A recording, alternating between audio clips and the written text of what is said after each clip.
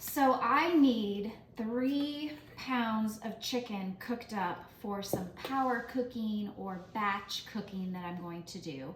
And so I could put this in a big pot on the stove, boil it for 20 minutes, but that's gonna take out a lot of the nutrients. I could pop it in the oven for 45 minutes or an hour. I'm actually gonna use the multi-cooker on the pressure cooker setting to cook it all up in about a half hour.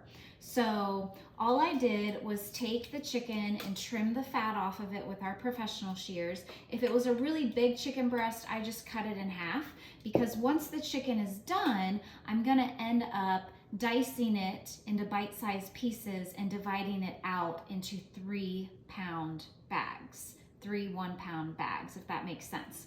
So I am just gonna put all this chicken in here, evenly distribute it across the bottom. And when you pressure cook, you do have to have 1 cup of liquid, because that is what is going to build up the steam to cook the chicken in. So I could do water, but I'm gonna do 1 cup chicken broth just to make it a little bit more flavorful.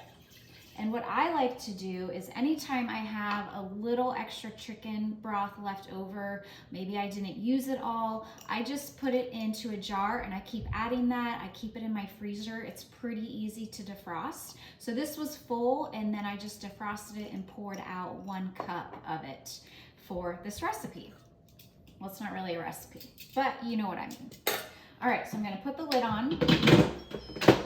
And then I am just going to I could use the custom setting, I could use the poultry setting.